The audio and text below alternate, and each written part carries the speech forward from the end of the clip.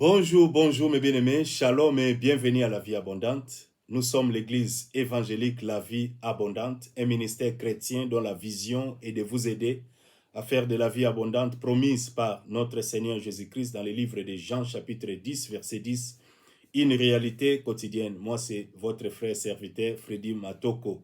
Je suis vraiment dans la joie. Nazane sengo mingi yako partager nabino maloba na nzambe lelo, puis aussi yako bonde la nabino elongo me bien-aimé. Lelo to repasser vraiment moment moko ya malamu na kati ya partage ya maloba na nzambe et aussi na prière. Nous allons prier. Thème ya lelo ezali prends possession de ton héritage. Ozwa possession ya héritage na yo. Okota en possession. Ozwa yango oyo nzambe apesa yo. Kozala ba prophétie, ba prophétisa sur toi, ba promesse o nzambe apesa yo parce que nzambe esi apesa. Voilà, un bon père prend plaisir à distribuer les cadeaux et pas banane. Papa nyo sotu ya malamu. Soki azaka ne sengo kopesa ba cadeau et pas banane. Tant azo distribuer, azo pesa ba cadeau, azaka vraiment motema ne azaka rempli de joie. Voilà, nzambe na biso azali papa malamu qui nous aime plus que nous-mêmes. Yango apesa biso alobi voici ba projet ya malamu que j'ai formé sur vous, projet de paix et de bonheur. Pour na bino avenir et de l'espérance. Voilà, nzambe posa ya nzambe zali yo o prospérer o kende vraiment tina suka o vivre vie moko yango to bengi la vie abondante yango nde posa nzambe. Ngai na yo to zala na kati abondance wana to prospérer à tous égards azana posa ko mona biso to za ko s'épanouir to za ko sala ba progrès. Voilà, yango message ya lelo ezali ozwa possession, prends possession. Il y a héritage na yo parce que ozana héritage. Ozana héritage. O nzamba bongisa déjà po na yo. Yango tokobonde la vraiment avec ferveur. Nenge Bible zoloba la prière fervente du juste a une très très grande efficacité. Ma comme le dit lorsque le juste crie, l'Éternel l'entend et il le délivre de toutes ses détresses. Yango na linga ki to partager na maloba na nzambe après to leka na prière. Comme communiqué, bien aimé, pour na bandeko bazolanda, bozana Londres, pour na bandeko bazana Londres, to priaka chaque dimanche de 13h à 15h30. Tozali na New Cross Gate, juste à 2 minutes à station New Cross Gate. Tozali wana, l'adresse de l'église c'est 135 Pepis Road, postcode ezali SE14 5SF. Numéro ya contact ezali 074 467 90321. N'hésitez pas pour na kobenga biso soki ozana besoin to indiquer yo po okoma na salle. Vraiment ezali esengo mingi na yo ozali na Londres ko hésiter te yaka to sambela nzambe na bomoi elongo. Tozali wana chaque dimanche de 13h à 15h30 juste à 2 minutes ya station ya train ya New Cross Gate. Bien aimé, nous allons prier na ningio bondela bisike ezali yo bondela ke nzambe alobala yo alobela yo na mokona lelo o sosolo ezali volonté na ye atondisa yo na nguya molimo mosantu pe akamba yo. Nous allons prier. Père, je te dis merci pour ton amour et ta fidélité. Je te prie Seigneur d'imprimer ta parole dans nos cœurs et aussi de nous donner la force de la mettre en pratique. Nous avons besoin de toi. Nous savons que sans toi, nous ne pouvons rien faire. Nous te laissons toute la place. Au nom de Jésus le Christ, conduis-nous, Seigneur. Merci. Merci, Seigneur Jésus-Christ. Amen. Bien-aimés, nous allons lire la Bible dans le livre de Josué, chapitre 18.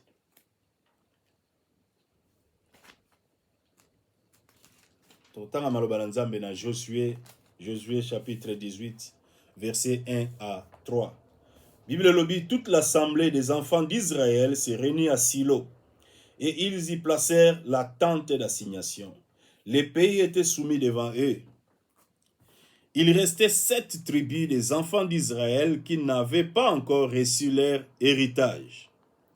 Josué dit aux enfants d'Israël, jusqu'à quand, jusqu'à quand négligerez-vous de prendre possession du pays que l'Éternel, le Dieu de vos pères, vous a donné?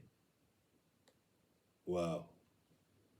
Jusqu'à quand négligerez-vous de prendre possession du pays que l'Éternel, le Dieu de vos pères, vous a donné?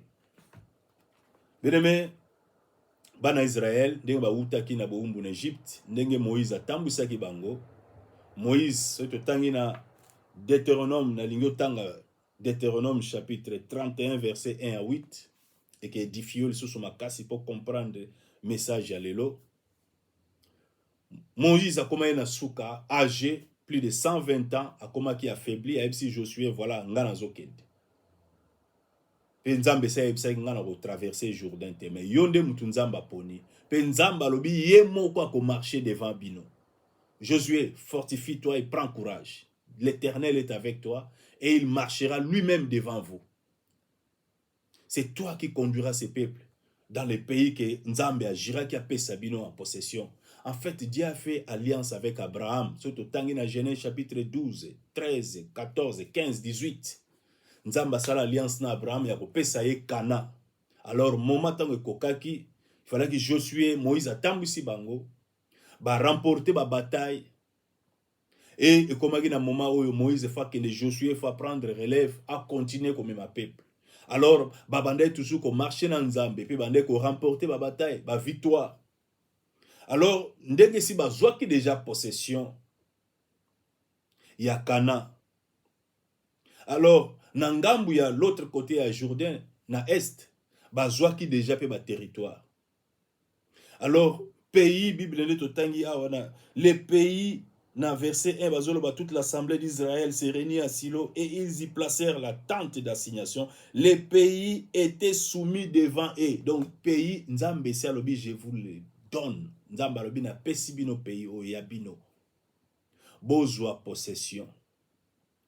Bien aimé, 5 tribus bazwa qui déjà, bate héritage na bango, ou ils allaient ba mabele. Et tikali na 7 tribus oyo. Ba besaki na bango maboko, ba vandi na bango, bango bazozela. Héritage la bango nde. Héritage est arrivé tout seul. Et ya penza yango moko na plateau. Et ya koloba voilà yango yo. Héritage no yango yo. Bien-aimé, nzamba zoloba na Jérémie, eza verset moko ezali les fameux versets oyo batumini ba yebi les projets que j'ai formés sur vous, je connais les projets que j'ai formés sur vous, projets de paix, de bonheur et non de malheur, afin de vous donner de l'avenir et de l'espérance. Voilà, version batu bayebi. Papa nyo surtout ya malamu azaka na plaisir wana sengo wana motema ne zaka rempli de joie, soka zo distribuer ba cadeau et pas bana na ye. Voilà, un bon papa, un bon père. Soka azaka na sengo ko distribuer ba cadeau. Tanga zo pesa pas bana, azana sengo, ya zo pesa. Alors nzamba za papa malamu bolingo oya lingaka biso koleka biso moko. Avant nzamba kela yo a créé pe ngai et si abongisa destin, destiné pona yo. Donc ezate ke nzamba banosa makambo ne lelo non. Eza déjà nzambe sa bongisa ke yo kozala boye na mokili oyo. Mais esengeli na biso poto mona ngo kokokisama. Esengeli to zala na nzambe longo to tambola na ye. Parce que na mokili adversité ezali, ténèbres ezali, o bazali ko bundisa bana na nzambe. Yango Yesu alobi, les voleurs ne viennent que pour égorger, dérober et détruire. Yewana le serpent ancien, Yewana le père des mensonges, Yewana l'accusateur des justes et des frères, Yewana le serpent ancien, le dragon, diable, Yewana le voleur, ayibaka nina ayibaka ba destin, destiné à mutu ayibaka.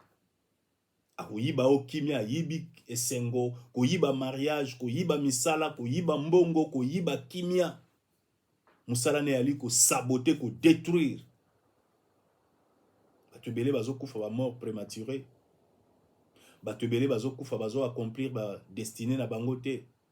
Batubele bazo kufa bazo accomplir appel en Nzambe te sur leur vie. Batubele bazo kufa donc bakufi ndenge wana accomplir atteindre bit eza atteinte, mission eza accompli te, ayaki na lokola touriste azongi kaka ndenge wana sali pe loko te. Bato ebele bazo souffrir lelo bakomi ko akize Nzambe. bakomi frustré parce que bazo mona accomplissement te, bazo prier mais bazo mona bonheur te, bazo mona loboko ya nzambe te, bazo mona mais nzambe wapi yango. Ezo me ma frustration, bato mele bakomi découragé. Mais nazo mona bénédiction te, mais nazo mona yango lelo nzambe tchenga parole vraiment à cœur pour te partager yango, pour aimer ma biso na prière. Toko bon de la prière ko partage ya maloba oyo. Mais c'est ngena soto comprendre. Peuple oyo ba tribu oyo, 7 tribus oyo, nzambe se apesaki. Nzambe alobi voici le pays, je vous les donne. Il fallait qu'il va exercer droit, il y a possession, il y a kozwa. Et comme ya bango, il fallait qu'il va bunda. Mais nzambe alobi ngai nazana bino. Ba bataille nyo soto ba bunda ki nzamba bande ko tambola na bango pa bande ko bundela bango. Na sepela mingi ndenge David alobaka, tu exerces mes mains au combat et mes doigts à la bataille. En fait, Dieu est avec nous, mais il y a la part de l'homme où esengeli mutu asala. Bien aimé, yango Josué Zouib Sabango, mais jusqu'à quand beaucoup négliger, bozo négliger qu'on prendre possession. Nzamba zali déjà, loboko nzamba zali, onction bozo luke zali, présence, puissance, grâce, tout ezali, tout loboko nzamba zali. Mais il fallait qu'il bat telema, ba kende, parce que pays wana nzamba zolo ba je vous les donne, mais ezana batu, babande ko vanda toujours wana na ba territoire na bande ko occuper yango. Alors il fallait qu'il ba tribu wana ba telema, ba kende ba chasser bango ba zwa héritage. Ils appellent na batu oyo. Musala na peut-être ba vandela yango, ba vandela yango penza, ténèbres vandela yango ba loba penake yo okozwa musala te. Mais nzambe sa peso, bango ba ye ba vandela yango. Ba mususu ta musu mukanda. Que yo penza donc rien, rejet na rejet.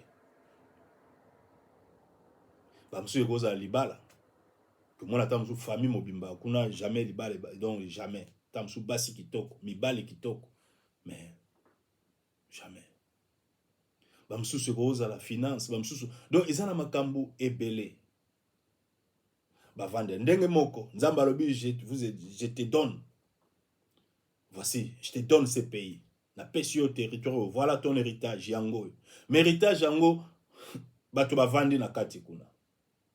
Alors il fallait qu'il longo la bango, qu'on déloge bango.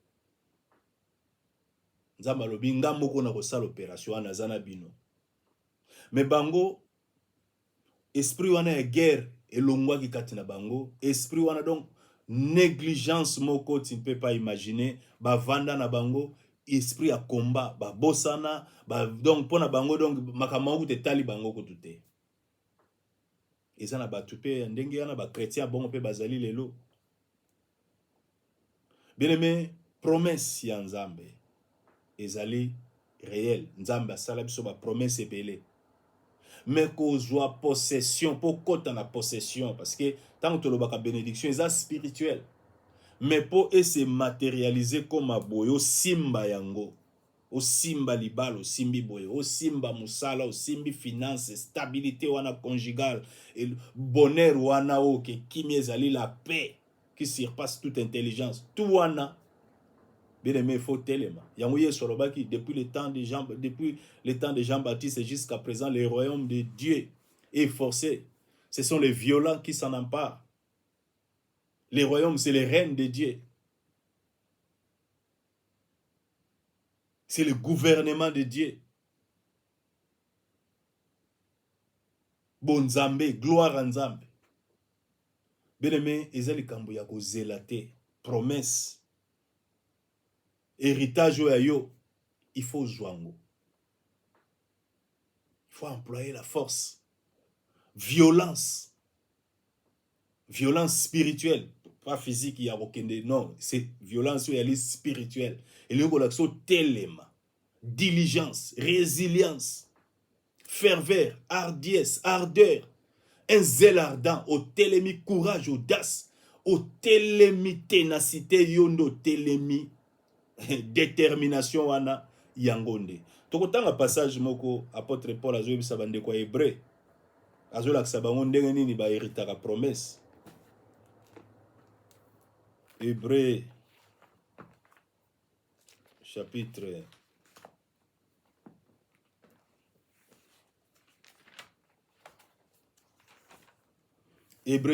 6, à partir il y a verset 11. Hébreux chapitre 6, à partir du verset 11. Nous désirons que chacun de vous montre les mêmes ailes pour conserver jusqu'à la fin une pleine espérance, en sorte que vous ne vous relâchez point et que vous imitiez ceux qui par la foi et la persévérance héritent des promesses. Voilà secret. Aeb sabande ko hebra lobi tozo désirer posa na biso ezali ke bo tika te, bo baisser maboko te, bo capituler te, bo stagner te. Nous désirons que chacun de vous montre les mêmes ailes pour conserver jusqu'à la fin une pleine espérance, en sorte que vous ne vous relâchez pas, ne pas se relâcher.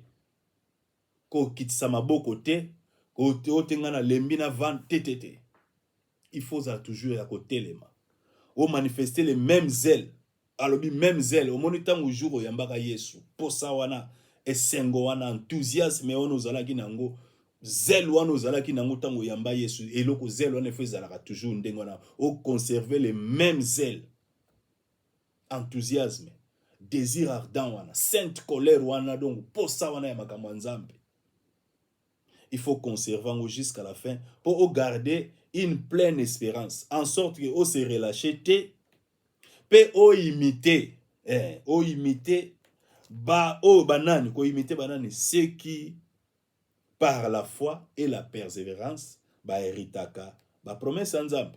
Donc ba promesse nzambe ba héritaka ngo pour prendre possession ya héritage na yo, ozana besoin ya foi na persévérance. Na kati ya foi za lokola ensemble moko ba elema ebele za na kati ya foi. Foi auto ebi bien eza une ferme assurance des choses qu'on espère, une démonstration de celles qu'on ne voit pas. On a définition. Ogoye ba définition ane lingola so ebi définition de jui. Non, il faut appliquer. Yango ba lobi la foi sans les œuvres, elle est morte.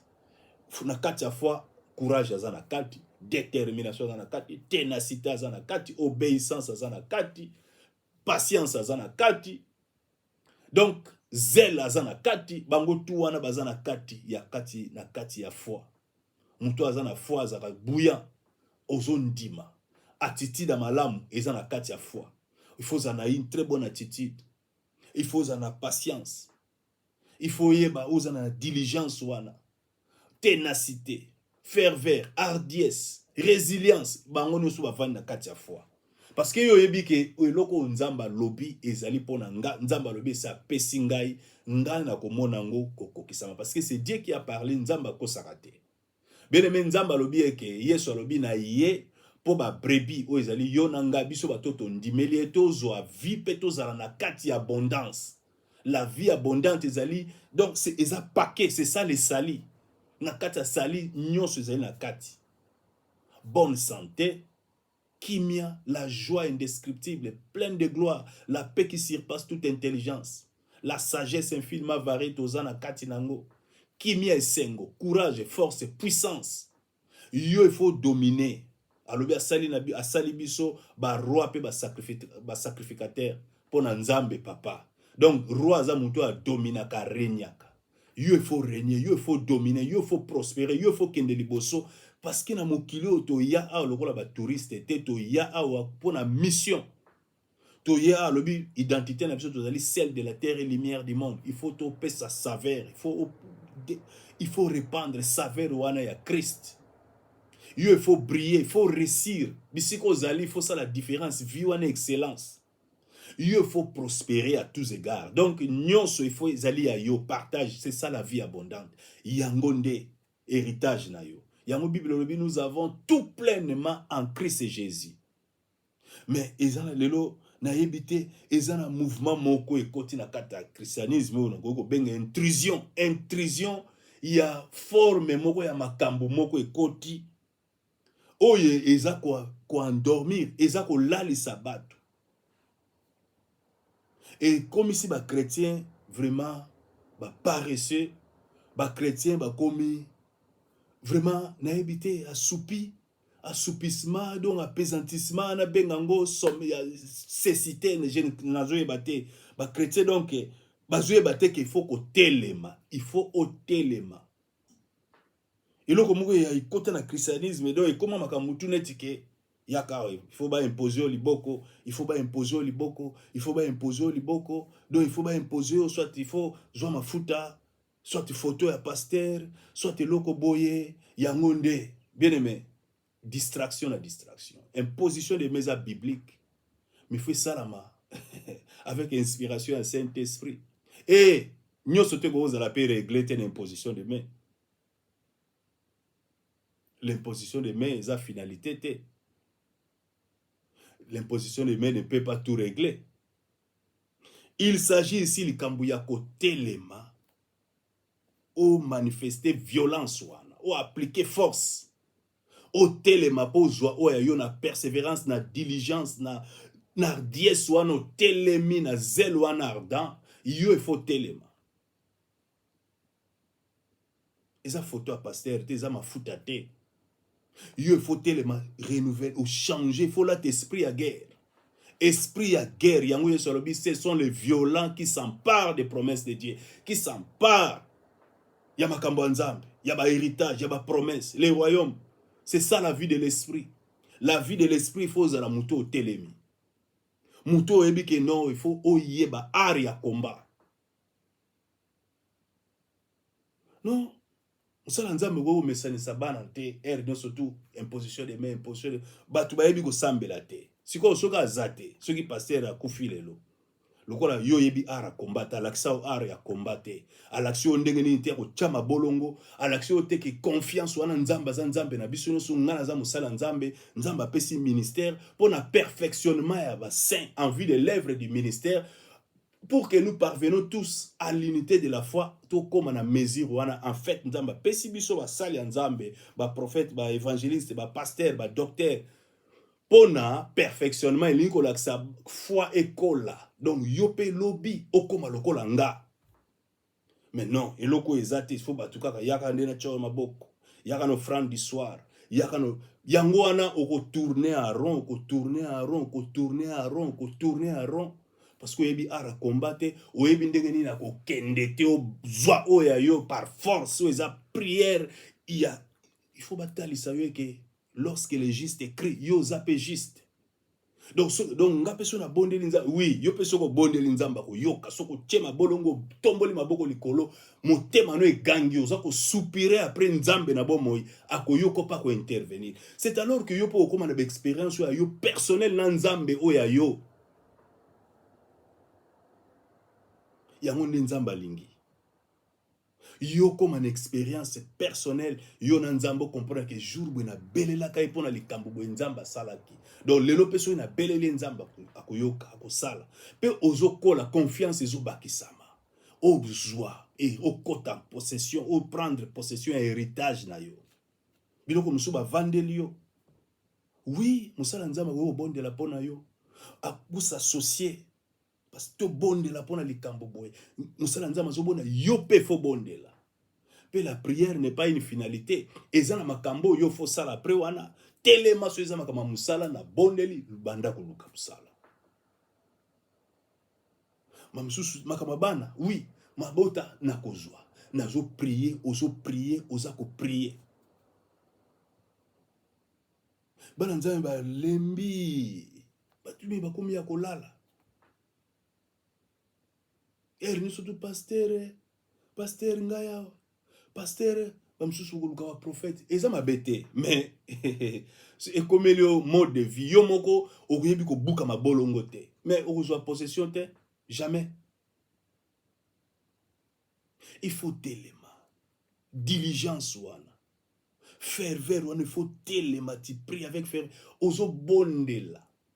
Pe oza ko telema na obéissance ya maloba na nzambo zo chango en pratique ozo vivre na kati action de grâce au télémi oza ko persévérer Bible par la foi ba héritaka ba promesse par la foi et la persévérance. Eza makambo mususu promesse wana eza ya yo. Eza lokola kolia mutu akolia na place na nga te. Pasteur yo liela ngai yo lianga na kotonda te. Eza na makambo mususu mutu akosukola na place il faut nga moko na sukola mai wana po nzoto na ngai koma propre. Donc eza na biloko mususu eza personnel o yo moko fo sala. Okoza batu bakola mbelo me yo moko fo zwa pena cuillère okoti na monoko le o avale yango nde koti esali. Eza lokola kisi il faut mela yo moko mutu akomela kisi na place note. Mais batu lelo esprit wana ya passivité koti pa batu bazozela promesse eya na plateau penza eye yango moko héritage yango eyenga na zwi jamais. Yango no moni ba chrétien belé bazo prospérer te batu libanda yango yeso andolo bana royaume baza mayele te batu ya libanda bazo comprendre makambo.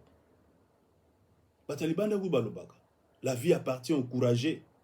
Comment un chrétien peut telema pour la vie na yo moko na prière parce que nzamba lobi lorsque le juste écrit moi l'Éternel nazo yoka pe nazo délivrer le secours qui ne manque jamais dans la détresse. Nzamba nzamba biso nyo salobi asala ka exception na mutute mais na bisika nyo surtout ceux qui muta belelie na bo solo aza sincère aza authentique pe yepe na ko luka compassion miséricorde nzambe nzamba ko zala jamais indifférent face à mutuana à l'égard ya mutuana. Voilà, il est grand temps. Nzamba tchenga i parole yo pour na partager na biso, na partager na yo ndeko na ngo zolanda ngai telema. Tika esprit wana ba pesa ko huile, ba pesa ko ba savon, ba pesa ko ba chez ceux qui ba photo, ba pesa ko eloko boye, lelo offrande du soir pour Yesu asalaki ministère dans 3 ans et demi. On suppose que dans 3 ans et demi mutu il faut azana moi base moko. Mais il y a des chrétiens qui ont 20 ans déjà dans le christianisme, mais chaque jour, il faut qu'ils disent liboko, ah, nazoka moi, nini, tchanga liboko. Donc, yo penza, yo ko bonde la te. Obele la nzambe na bomo ya yo kote. Voilà. Yango na zo mona ke bazo sakana na batu ebele, batu balingi ko kola te. Christ fois à la pleinement formé katina yo na vie wana ya intimité ya yo na nzambe plus yango nde babenga ozo se muscler musculation oza ko se muscler spirituellement ozo ko puissamment fortifié aux esprit oza ko kemba parce que tu pries tu passes du temps vraiment na communion na intimité wana yo na Seigneur Saint-Esprit tu lui parles ozo converser na ye ozo ya ko bondela ko adorer ye ko luka ko yeba ye. C'est là qu'azo pesa yo sagesse intelligence pour ça ko kemba spirituellement zo comme makasi. Non, il faut to kola. Bien-aimé kola, telema pona vie na yo za makambu ya yo. Héritage eza ya yo ya mutu musuti ya yo. Mutu na mutazana héritage na ye. Alors il faut telema. Telema. Eloko nini yo oui. Bo hôtel, ba izali, ba hôtel, oh ba forteresse, oh ba sorcier. Oui, bazali, mais ce qui yo telemi, la prière, au telemi, na o babengaka sainte colère. Donc, au tali vraiment. Donc, non, il faut changer. Ça, sainte colère, yé vendu au pénasiko, détermination, au telemi, nzambe na lingaka bongo. Et là, au bandisiko ko tambola na ye. Vous a déterminé makambo et fait la situation fait changer. Nga ifuna zwa mukanda, nga ifuna bala, nga ifuna bota, nga ifuna kenliboso, nga ifuna zwa musala malamu. Vie na nga faut changer, vie sociale il faut changer. Nga na besoin de stabilité, na besoin de kimia dans mon mariage, na besoin de kim. Oza na besoin makambo changer, situation changer, santé. Parce que bien aimé tous a besoin de bonne santé. Quel que soit ba don ko ko zanango ba talent ozanango soki ozana bonne santé te mo o communiquer ngo ezate mo o partager ngo o pesa ngo pa ba tumusu ezate. Donc santé eza partage na biso eza héritage na biso. Alors il faut telema pour na santé na yo. Telema musala nzamba ko bondela ko imposer au liboko ba prier. Mais souka yo moko faut telema ba promesse baza ko hériter yango ndenge to tangi na Hébreu awa 6 chapitre 11 toza ko matana se ba oyo to imiter ba oyo bazwaka ba héritaka ba promesse par la foi et la persévérance. Il faut tout persévérer. Vous en avez besoin. Bible le dit, Dieu se laisse trouver par ceux-là qui les cherchent diligemment. Donc, lelo na luke lobi pe na ko luke lobi okuna na ko luke naza ko luka et toujours ti a ko se manifester na ko yeko lembate. Voilà. Cette tribu wana nde to tangi na Josué chapitre 18. Donc bango pena ba donc négligence moko ya ko sakana te. Donc Josué si bango mais jusqu'à quand négligerez-vous bozo négliger nzambe sa pesi bino. Ils en batu mususu de nzambe sa pesa. O mukanda nzambe sa pesa mais négligence. Jusqu'à quand? Tellement luka avocat. Tellement ça la démarche c'est ngo ça. O te babwe na tellement avec une sainte colère. Dieu tu es avec moi. Avocat na luki koto ba démarche koto na la musi dossier au moni en OPG. Mais esprit à passivité muta vandi ozozela. Na prière qui est na prière. Oui, après qu'on prie, prière les finalité, après prière, action. Fortifie-toi, prends courage. Nzamba ebisi Josué, Moïse a koufi mais yonde mutunaponi, je suis avec toi. Je suis avec toi. Fortifie-toi et prends courage. Ne t'ai-je pas donné cet ordre? Fortifie-toi et prends courage. Je suis avec toi. Je ne t'abandonnerai pas. Je ne te délaisserai pas. Je suis là. Moi, l'Éternel, Dieu des armées. Ngam tuna robunda. Binobo telema. Bineme telema. Quel que soit le problème au zanango, lève-toi, fortifie-toi, prends courage. Nzamba zanayo, kende zwa possession ya o ya yo, parwane za ya yo, benga na soki za puissance à sorcellerie, o ya famille, o biso na famille za kabwe. Ozo kama lobo eza hasard te parce que nzamba lingo yoka, ngo pe memelo sainte colère, o benga ka sainte colère, o telemo comprendre que ce sont les violents qui s'en emparent, o ba s'empara kana la promesse, ba s'empara kana héritage, parce que héritage yango to moniawa, nzamba lobi na pesi bino me bato ba vandeli yango. Bato ba vandi na héritage. Donc il fallait ko benga na bato wana. Telema chasser nguya nyonso à ténèbres. Oui, pouvoir on nous en. Osana pour Yesu lobi voici je vous donne le pouvoir de marcher sur les serpents, les scorpions, sur toutes les puissances des mondes des ténèbres et rien ne pourra vous nuire. À moins que vous en ayez de nouveautés. Ce que vous en ayez de nouveau, telema, priez. Okoyeko luka, pasteur akoyeko s'associer non, bozo bonde là. Mais loko nde oeza mabe ezali ke yo zo bonde la te yo kendaka na bo front bachako loboko wana nde mabe.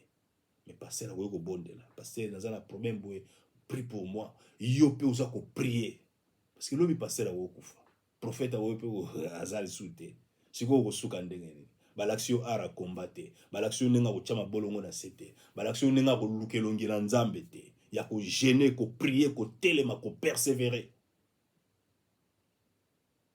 Les choses doivent changer dans le christianisme. Il faut tout comprendre, makam. Yango, batumi, bazo kende karabu, ya kompe, mubangeti, ya kei, asali pe lorote. Isu se pas koufi, et donc asali pe lorote. Non.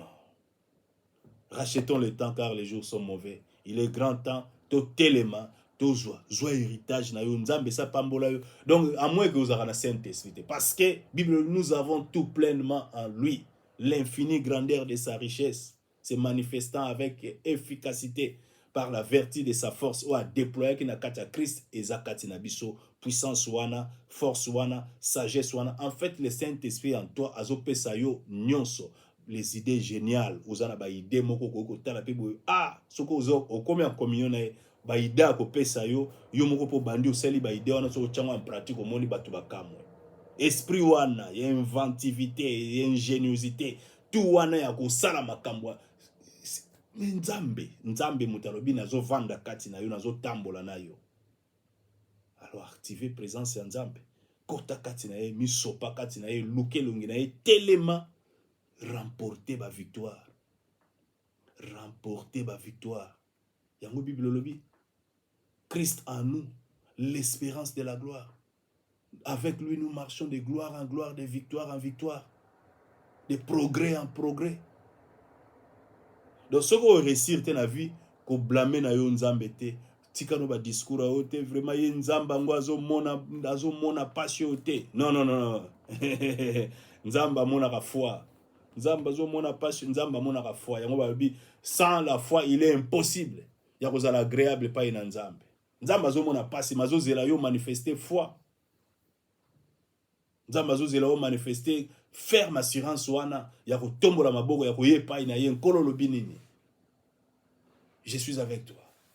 Ok, le Kolozana ngai nazo tambola, nazo kende. Na ebi que tu vas exercer mes mains au combat et mes doigts à la bataille. Pe ngai na kolonga. Bien aimé to bondela. Vraiment, to bondela lingo bondela.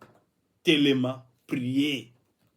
Prier parce que nzamba ko sakate. Soko réussir te et kolugano musika te yo moko muto lingi o réussir te. À moins que vous avez né de nouveautés, mais soko vraiment Christ azakati na yo.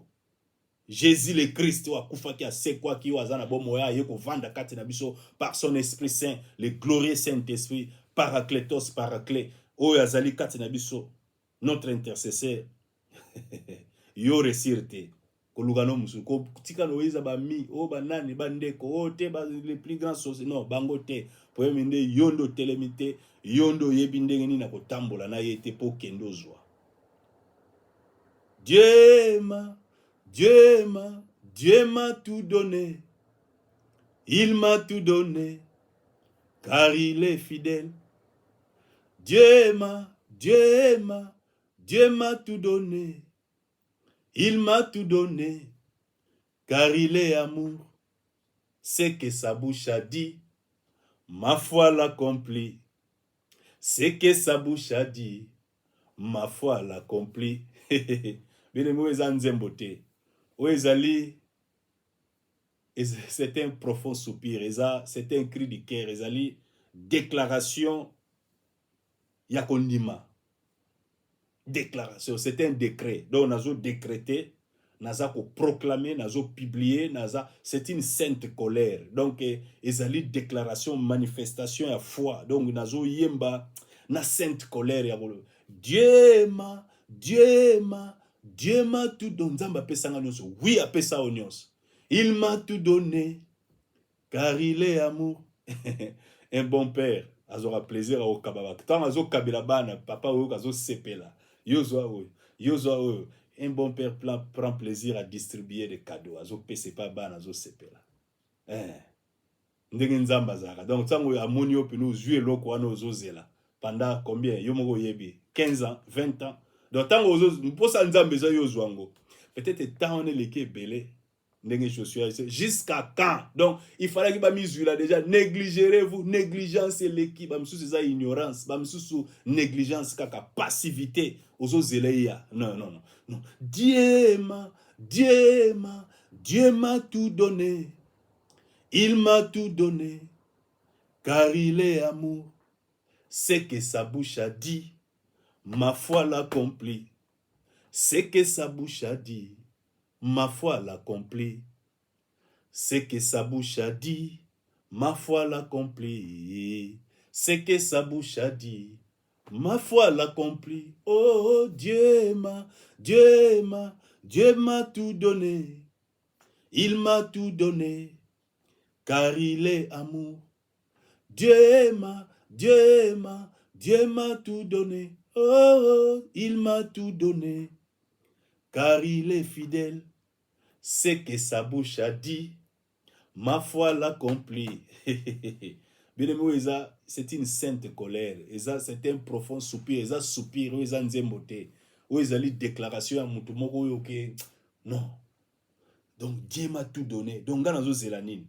Donc Nyoso oui. Donc Yomoko Yebi Tange Loko Yozo. Donc Mukande oui. Mukanda Kaka Tepe na Kendetina nationalité. Donc Ngapena donc Otea va pesa ressources. Mais Ngana Olaksabino que Dieu m'a tout donné. N'a besoin de nationalité. Il m'a tout donné, car il est fidèle. Na minute on en a régé, mais ndenge na yoki maloba oyoyo. Non, malobo il la musinga. Na nzembo yo. Dieu m'a tout donné, il m'a tout donné, car il est. Donc on a régé, mais na long. Donc na si na comme au monde a déjà nationalité. Ote mukanda libela oui, mais na zo kende tina nationalité. C'est ça la foi. Un zèle ardent. Donc, une sainte colère. Osu telemisiko na kundimati. Voix ozomona nzambe en esprit. Azakati na yo alobi que je suis avec toi jusqu'à la fin du monde. Je ne te délaisserai point. Je ne t'abandonnerai point sans aide. Non, jamais. Je suis toujours là. Ma main étendue est sur toi. Je suis avec toi. Oh, je ne t'abandonnerai point. Oh, je connais les projets que j'ai formés sur toi. D'ailleurs, Nassi n'a établi avant même Ozala. Oh, yana mokilio. Je t'aime. Na ilingayo avant fondation du monde. Na kombo nanga amour. Mon amour ne varie pas. Na amour nange varie akate lelo. Non, non, non, je t'aime toujours. Lelo lokolo zonge pa inangai. Oh, nyoso tu yangoyo. Lokolo ndimi komi kitisa. Le kolo yo s'est détourné de tes mauvaises voies. Le kolo longolé incrédulité. Le kolo ndimi au reconnaître que vous allez vraiment paresseux. Au reconnaître que vous allez vraiment négligent. Au reconnaître que vous allez vraiment désobéissant. Oui, mais le kolo reconnaître yena makolanga nzambe na limbisio na petolio na purifio par le sang de Jésus. Pe voilà, grâce à ngoyo, voilà le boko nanga nazana yo. Oui, naza kotambola na yo sikoyo. Le kolo comprendre, le kolo prendre conscience parce que banalisa qui présence nanga, parce que offensa qui ngai, o vexa qui présence nangai. Mais le kolo smikitisi. Oh, nenge makome lobi. Si mon peuple sur qui est invoqué mon nom s'humilie, prie et cherche ma face, et s'il se détourne de ses mauvaises voies, je lui pardonnerai son péché et je lui ferai du bien. Oui, désormais ma main sera étendue, mes oreilles seront attentives.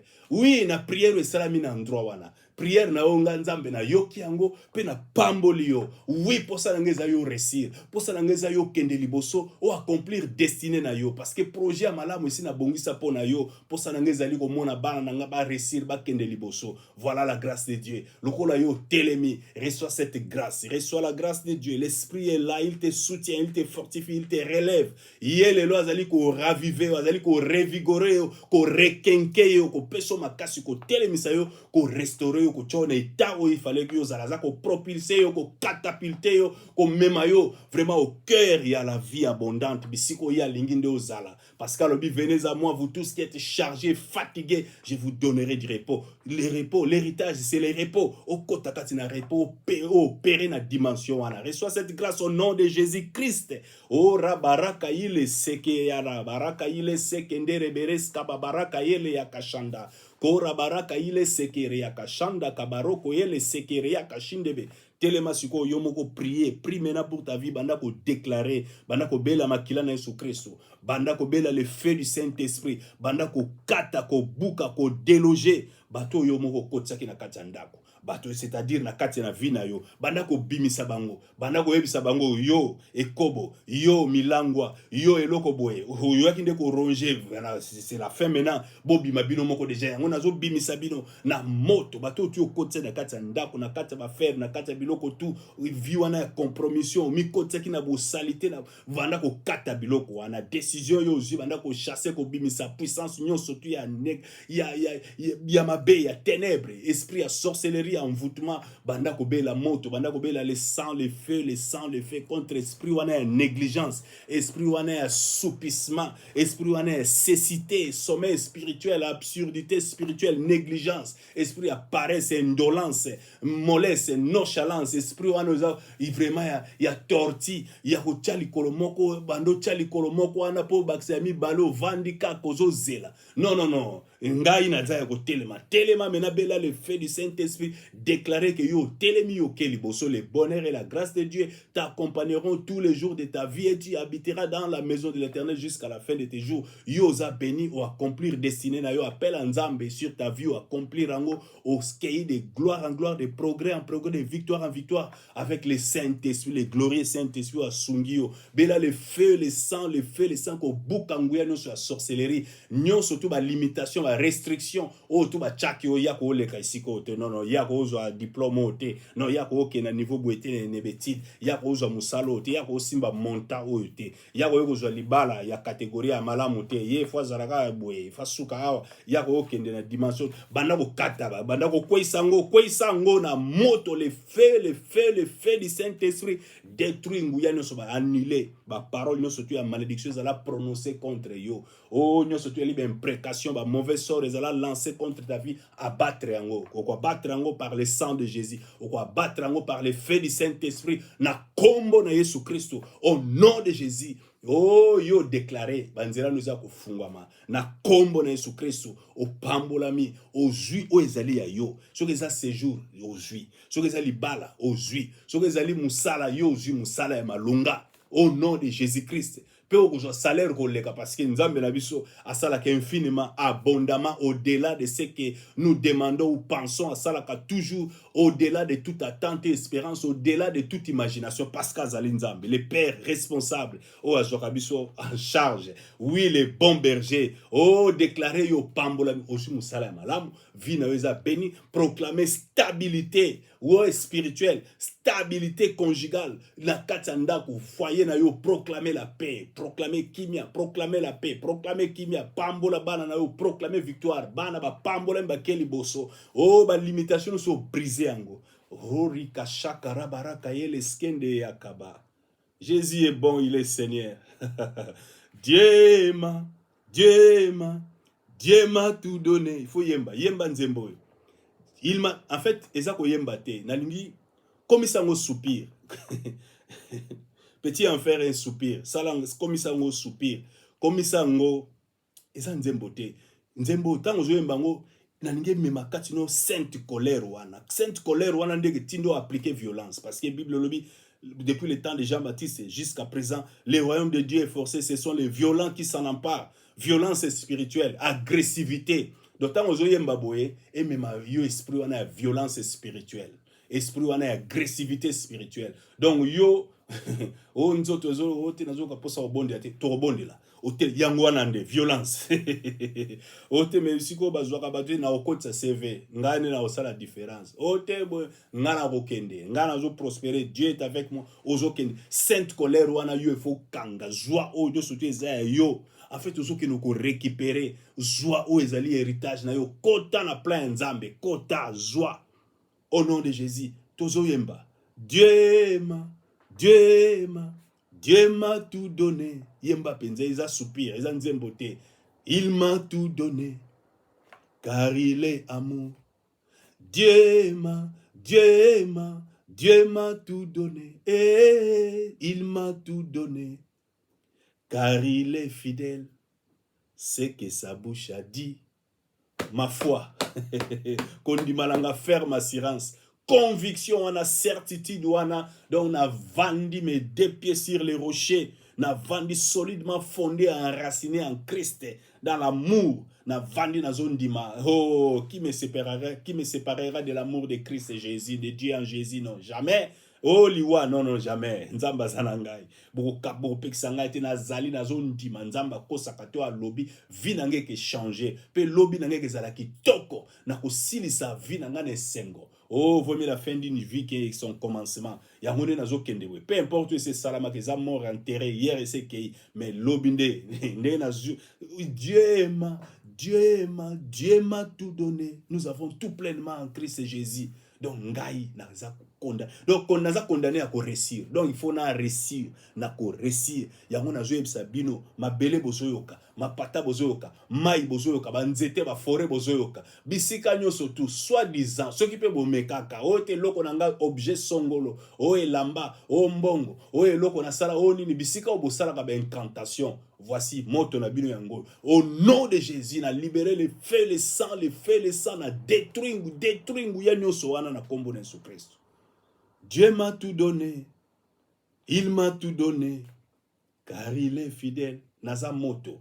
Ngai naza moto. Déclarant za moto. C'est que sa bouche a dit. Oh nzamba lobi. Kondima na ngai. Yango na telemi. Na obéissance. Na telemi na obéissance. Amaloba na nzambe. C'est que sa bouche a dit. Ma foi l'accomplit. C'est que sa bouche a dit. Ma foi l'accomplit. Oh, Dieu m'a tout donné. Il m'a tout donné. Car il est amour. Bien aimé, continuez koyemba. Nzamba pambola yo. Telema na prière ko lemba te. Balobi, to imite batu oyo. Par la foi et la persévérance, nde ba héritaka ba promesse ya Nzambe. yango wana to imite bato lokola ba Abraham, to imite bato lokola ba Isaac, to imite bato lokola ba Jacob. Akomprenaki eza likambo il faut nzambe na kotiko te pambola ngai. Ah non non non non non, alitaki na nzambe, alitaki me kasi bapambolaki de azwaki promesse me Isaac esa atiaki loboko te. Ayaki na nyama nini basali je ya Esaú, mama ye apesi ya yo kende Isaac apambola batie loboko, imposition de main salamaki te. Azwaki imposition de main mais ezalaki finalité te. Ake ko nyoko me pas Laban. Abeta plus de 15 ans kuna ba travaux forcés. Rien, vie passe na passe. Mais alors que tu mérité, mazo mona que non non naza bénité jusqu'à ce qu'il faut lutter, ezali kamba violence. Na kotika yo te pambolangai. A telemaki na prière. Pe rencontre wana nde sala ke banda lelo kombo le longo Jacob, kombo de komi Israël. Changement mbala moko. Après rencontre wana tango a telema abanda ko kime Esaú mais akene ko affronter a signer ko kutana naye parce que a comprendre que nzamba zananga siko. Bien aimé, ezali kambo personnel yo na nzambe. Il m'a tout donné car il est amour. Telema continuez ko yemba, continuez ko bondela, continuez surtout na obéissance à maloba na nzambe. C'est ça la clé.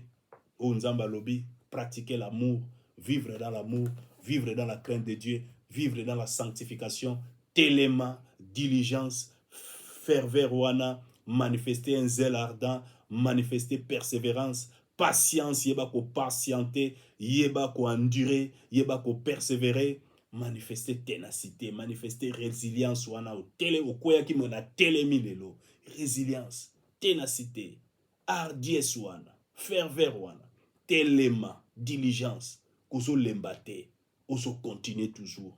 Et lobby, yoromona, pour le bas, koloza malam, koloza malam.